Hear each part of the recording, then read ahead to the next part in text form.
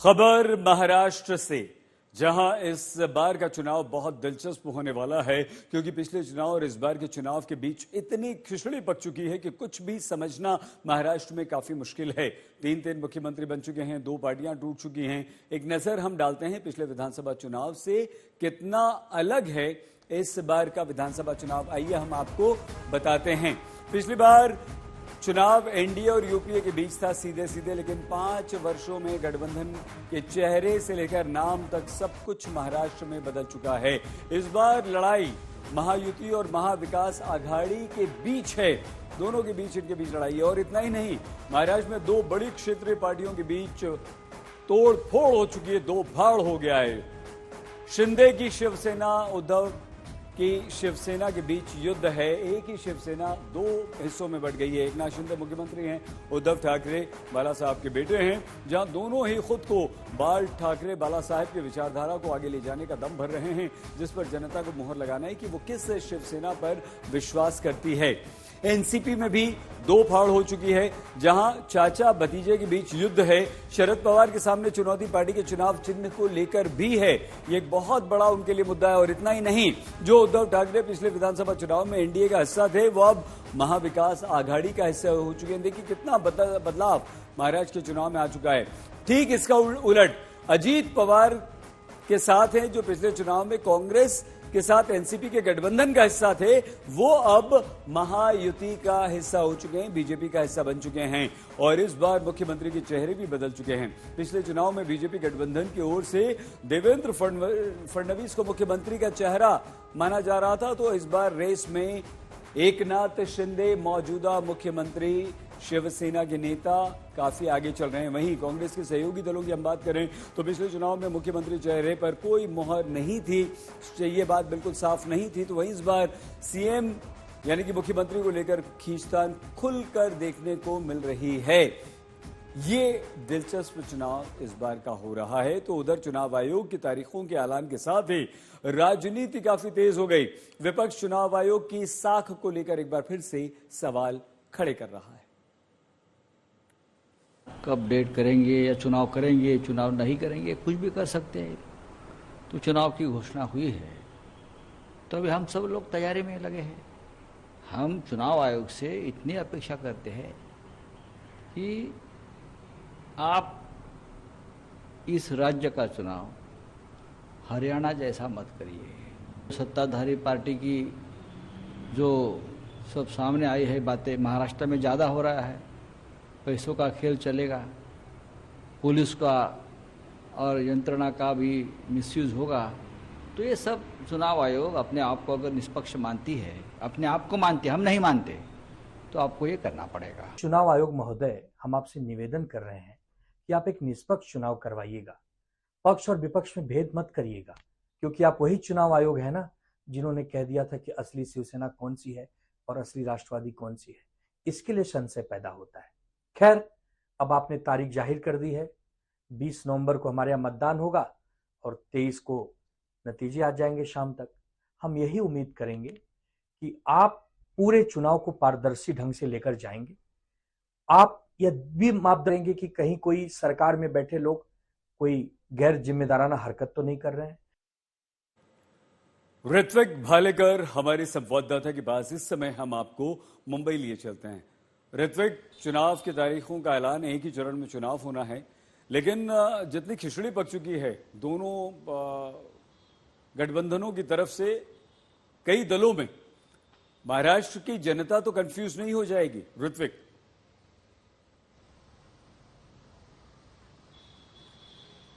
जी बिल्कुल, ये पहली बार ऐसा ऐतिहासिक चुनाव महाराष्ट्र में होने जा रहा है जहां पर सिर्फ राजनीतिक लड़ाई नहीं बल्कि भावनाओं की लड़ाई भी हमें देखने मिलेगी। और साफ बात है, क्योंकि अपने ही अपनों के खिलाफ मैदान में उतरने वाले हैं और संघर्ष करने वाले हैं, तो काफी दिलचस्प होगा चुनाव। हम देख रहे हैं एक प्रकार महाविकास आघाड़ी बनाम महायुति ये सामना होने वाला है। दोनों भी अपने अपने सीटों के बंटवारों में जुटे हुए हैं। हालांकि चुनाव कब होने हैं उसका शेड्यूल तो आ गया है, अब घोषणा तो हो चुकी है, लेकिन कौन सी पार्टी कितने सीटों पर लड़ेगी और कितनी सीटों के बंटवारे में उनका शेयर होगा ये अब तक तय नहीं हो पा रहा है। जाहिर सी बात है दोनों तरफ कहीं ना कहीं पेच फंसा हुआ है, असहमति बन रही है कई सीटों पर। अब वो सुलझाने में और कितना समय लगेगा ये देखना भी बहुत महत्वपूर्ण होगा। सईद, अब बैठकों का सत्र जारी है। अगले 2-3 दिनों में ये साफ हो जाएगा कि किस तरह से महाविकास आघाड़ी और महायुति दोनों आगे बढ़ती है। बिल्कुल ऋत्विक, ठीक कहा आपने। धन्यवाद आपका ऋत्विक भालेकर, हमारे संवाददाता मुंबई से जानकारी दे रहे थे। इस बीच महाराष्ट्र में चुनाव की तारीख के ऐलान से ठीक पहले शिंदे सरकार ने बड़ा ऐलान किया है।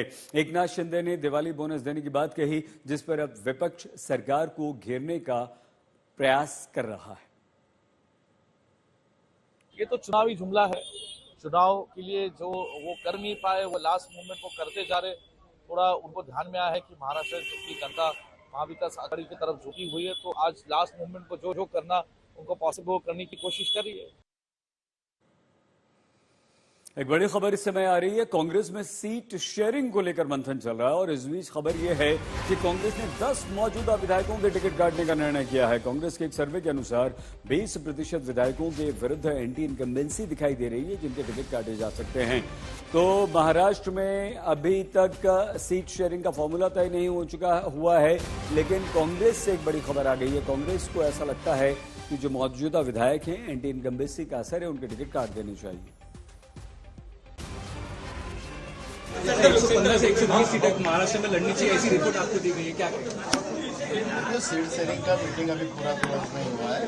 जब होगा तब आपको पता चलेगा। ऐसा 288 जगहों पे महाविकास आघाड़ी लड़ेगी, ये हमने बात कही है। इस बार चाचा भतीजे की साख भी इस चुनाव में दांव पर लगी हुई है। चुनाव के ऐलान के बीच शरद पवार ने बड़ा बयान दे दिया। शरद पवार ने कहा कि चाहे 84 वर्ष का हो जाऊं या 90 वर्ष का, ये बूढ़ा अभी रुकेगा नहीं। वहीं अजीत पवार ने चुनाव जीतने का दम भर दिया है। आजकाल मी या ठिकाणी काही तरुण गेलं, माझा विरोध घेऊन उभे होते, माझा फोटो होता आणि त्याच्यावर लिहिलं होतं 84 वर्षाचा म्हातारा, तुम्ही काही काळजी करू नका, अजून लांब बघायचे, 84 हो 90 हो, हे म्हातारा काही थांबवत नाही। हे म्हातारा महाराष्ट्राला योग्य रस्त्यावर आणल्याशिवाय स्वस्थ बसत नाही, तुम्ही त्याची काळजी करू नका। या सगळ्या कामाला तुम्हा सगळ्यांची मदत अंतःकरणापासून होईल। आपल्याला जास्तीत जास्त जागा यावेळेस नाशिक जिल्ह्यातनं त्या ठिकाणी निवडून आणायच्यात। त्याबद्दल तुमच्या आशीर्वादाची मला गरज आहे, तुमच्या पाठिंब्याची गरज आहे। मी शेतकरी आहे, तुम्ही शेतकरी, आपल्या दोघांची जात शेतीची आहे आणि ह्या योजना पुढे आपल्याला चालू ठेवायच्या। हे जे खोटा नाटा प्रचार पसरवतायत त्याला तुम्ही भीक घालू नका, त्याला बळी पडू नका। जे लोकसभेला घडलं ते आता या ज्या योजना मंजूर केल्या, हजारो कोटी रुपयाची कामं आपल्याला करायची आहेत। झारखंड में भी चुनावी तारीखों के ऐलान के साथ ही दावों का खेल शुरू हो गया है। सरकार पुनः कैसे बने इसका हथकंडा वर्तमान सरकार अपना रही है, जिसका अब समय आ गया है चुनाव घोषणा के बाद कि यह सरकार अब अपना उल्टी गिनती शुरू हो गई। कांग्रेस की तैयारी तो निश्चित तौर पे है। हम लोगों तो ऑलरेडी एक राउंड जो सीट हम लोग लड़े थे उन सीटों पे हम लोग काम कर चुके हैं।